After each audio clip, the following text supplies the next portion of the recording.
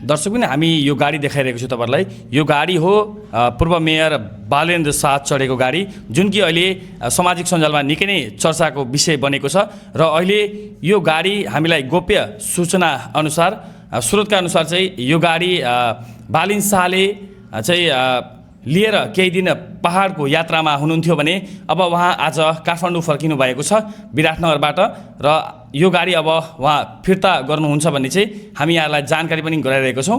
र हामीलाई सूचना प्राप्त अनुसार चाहिँ उहाँ चाहिँ पहाड बस्दाखेरि चाहिँ पहाड घुम्ने क्रममा चाहिँ यो गाडी लिएर उहाँ जानुभएको थियो। हामी यहाँलाई जानकारी पनि गराइरहेको छौँ। यो गाडी निकै नै अहिले सामाजिक सञ्जालमा भाइरल रहेको छ।